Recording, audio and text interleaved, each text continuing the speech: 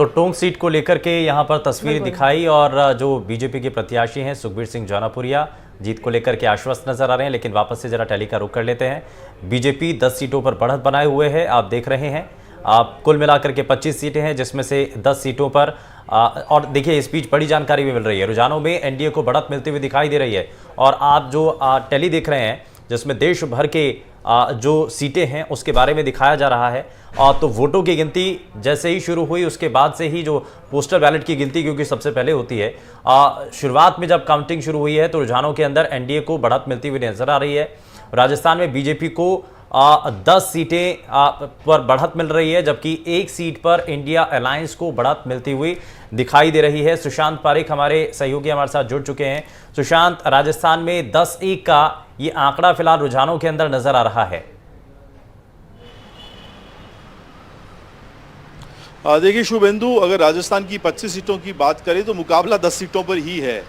बाकी 15 सीट ऐसी हैं जिनकी बहुत ज़्यादा चर्चा नहीं हुई और कांग्रेस ने भी क्लेम नहीं किया है कि वो इतनी सीटें जीत रही हैं, क्योंकि जो आंकड़ा रिपोर्ट में गया है जयपुर से दिल्ली, उसमें भी 8 से 10 सीटों पर जीत का दावा है।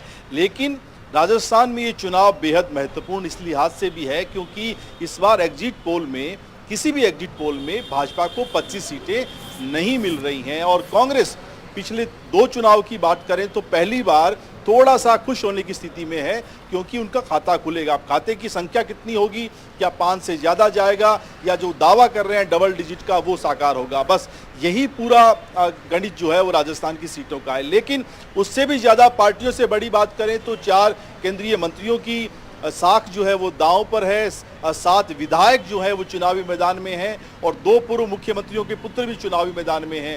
जालोर सिरोही से जिस तरीके से वैभव गहलोत चुनाव लड़ रहे हैं, अशोक गहलोत के पुत्र, या फिर हम झालावाड़ की बात करें वसुंधरा राजे के पुत्र, तो प्रतिष्ठा का चुनाव भी है। लेकिन इस चुनाव में भाजपा इस लिहाज से खुश हो सकती है कि अगर जो एग्जिट पोल का आंकड़ा है जिसमें 4 से 5 सीटें कांग्रेस गठबंधन को देती हुई नजर आ रही हैं, तो उन्हें लग रहा है कि नहीं, 2 चुनाव के बाद इतना विरोध तो कम से कम हो जाता और भजनलाल शर्मा के लिहाज से भी देखें तो वो संतुष्ट होंगे। लेकिन अगर ये आंकड़ा बढ़ जाएगा, 16-17 सीटों तक पहुंच जाएगा भाजपा के लिए, तो फिर राजस्थान का जो सियासी घटनाक्रम है शुभेंदु, उसमें भी हमें कई सारे बदलाव जो है वो देखने को मिलेंगे। लेकिन शुरुआती रुझान कम से कम भाजपा के लिए जैसे कि आपने अच्छा बताया अभी कि मुकाबला 10 सीटों पर ही है, वो कौन कौन सी 10 सीटें हैं जिसका यहाँ पर आप जिक्र कर रहे हैं?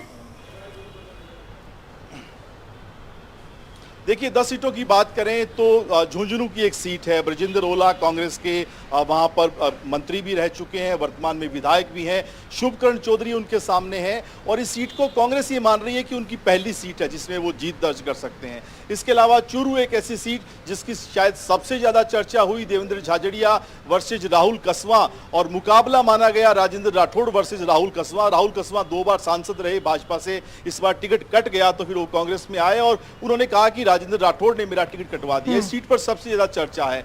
इसके अलावा बाड़मेर की एक सीट जो हॉट सीट रही, उमेदाराम बेनीवाल कांग्रेस से, सामने रविंदर सिंह भाटी, टिकट पहले विधायक का नहीं मिला, बाद में सांसद का नहीं मिला तो निर्दलीय ताल ठोक दी और इस सीट के बारे में कहा जा रहा है कि सबसे खराब परफॉर्मेंस भाजपा की सीट पर रहने वाली है। कैलाश चौधरी केंद्रीय राज्य मंत्री, लेकिन कहा जा रहा है कि वो तीसरे नंबर पर रहेंगे और कांग्रेस इस सीट को अपने पक्ष में मान रही है और एग्जिट पोल में भी माना जा रहा है कि इस सीट पर कांग्रेस का पलड़ा भारी है। इसके अलावा दौसा की एक सीट की बहुत चर्चा हुई है और किरोड़ी लाल मीणा के बयान की वजह से भी जो है मनी उस सीट की सबसे ज्यादा बात हुई, क्योंकि वो कह रहे हैं कि ये सीट अगर लूज कर जाऊंगा तो फिर मैं मंत्री पद से इस्तीफा दे दूंगा, तो उन पर भी नजर रहेगी कि ये कुल मिलाकर के कुछ ऐसी सीटें हैं जिनको लेकर के सभी की नजरें बनी हुई हैं। लेकिन जरा टैली, बिल्कुल सुशांत मैं वापस लौटता हूं आपके पास, लेकिन जो टैली है उसके बारे में भी हम अपने दर्शकों को दिखा दें कि 10 सीटों पर बढ़त बीजेपी, और आपने देखा अचानक से बहुत तेजी के साथ ये आंकड़ा बदला है मनी, इंडिया अलायंस के खाते में 5 सीटें यहाँ पर रुझानों के अंदर दिखाई दे रही हैं, तो बड़ा दिलचस्प है। और इस बीच हमारे साथ कांग्रेस पार्टी के प्रवक्ता अनूप ठाकुर जी भी हमारे साथ जुड़ चुके हैं। अनूप जी, बहुत स्वागत है आपका एनडीटीवी राजस्थान पर। आज के दिन क्या आंकड़ा आप मान करके चल रहे हैं, कहां तक पहुंचेंगे आप? अभी फिलहाल रुझानों के अंदर इंडिया अलायंस को 5 सीटें राजस्थान में मिलती हुई दिखाई दे रही हैं, क्या आपको लग रहा है ये आंकड़ा कहां तक बदलेगा? ये रुझान जो है वो अगर नतीजों में बदले तो कहां तक पहुंचेगा ये आंकड़ा? एक्चुअली हमारा विश्वास बड़ा मजबूत इसलिए है कि राजस्थान में प्रदेश कांग्रेस ने पूरी तैयारी के साथ पूरे राजस्थान में काम किया है, और पिछली जो सरकार कांग्रेस की थी उस सरकार के कार्य को अभी 6 महीने में राजस्थान की जनता वापस याद करने लग गई है। और कम से कम 20 लोकसभा क्षेत्रों में हमारे प्रदेश कांग्रेस अध्यक्ष जी स्वयं गए हैं। राहुल गांधी जी का जो गारंटी का प्रोग्राम है, जनता ने उस पर विश्वास व्यक्त किया है राजस्थान की ने। तो मैं समझता हूं इन सब को दृष्टिगत रखते हुए 10 से 15 सीटें राजस्थान में कांग्रेस जीतेगी, इंडिया अलायंस जीतेगी, ऐसा मेरा विश्वास। बीजेपी तो कह रही है कांग्रेस पार्टी मुगालते में है। ये भारतीय जनता पार्टी को जो ऐसा प्रतीत हो रहा है, ये राजस्थान में बड़ा आत्मविश्वास मेरा मजबूत है कि राजस्थान में जो कह रही है भारतीय जनता पार्टी 25 पार, मैं कहता हूं इस बार इनको मुंह की खानी पड़ेगी। इनका जो अहंकार है वो चूर चूर अच्छा, होगा। कौन कौन से फैक्टर्स हैं अनूप ठाकुर जी जो आप अपने फेवर में मानकर चल रहे हैं? कौन कौन से फैक्टर्स हैं? क्योंकि आपने दावे तो कर दिए, आपकी पार्टी के नेता दावे तो कर रहे हैं कि साहब 10 से 15 सीटें न केवल, बल्कि आप ये कह रहे हैं कि ज्यादा जो मार्जिन होगा जीत का ज्यादा रहेगा। लेकिन कौन कौन से फैक्टर्स है जो आप मानकर चल रहे हैं जो आपके फेवर में जाते हुए नजर आ सकते हैं? एक्चुअली चुनावी मैनेजमेंट हमारा जो था राजस्थान के अंदर वो बड़ा मजबूत रहा है।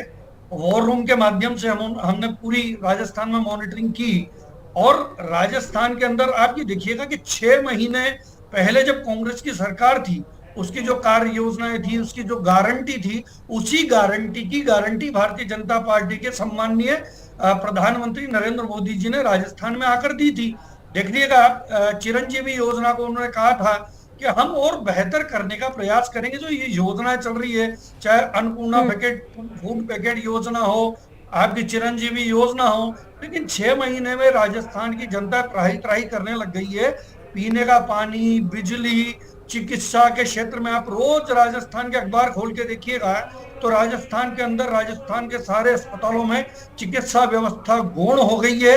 और ऐसे में भारतीय जनता पार्टी के नेता काम करने की जगह दोषारोपण कर रहे हैं कि कांग्रेस ने ऐसा किया था। इस बीच एक जानकारी मिल रही है, मैं अनूप जी वापस लौटता हूं, लेकिन एनडीए जो है वो 100 के पार पहुंच चुकी है अब तक के रुझानों में। सबसे पहले पोस्टल बैलेट की गिनती हो रही है और इसमें अगर बीजेपी को बढ़त मिल रही है तो इस बात के संकेत भी हैं।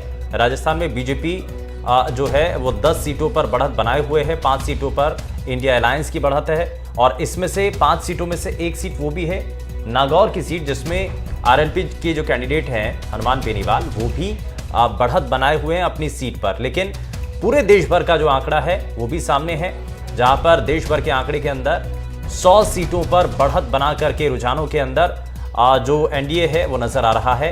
और सबसे पहले आपको ये भी बता दें कि पोस्टल बैलेट की गिनती हो रही है।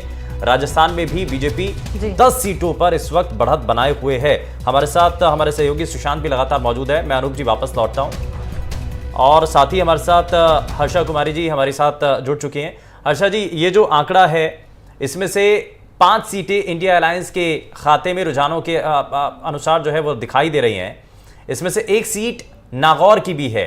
नागौर में हनुमान बेनीवाल आगे चल रहे हैं।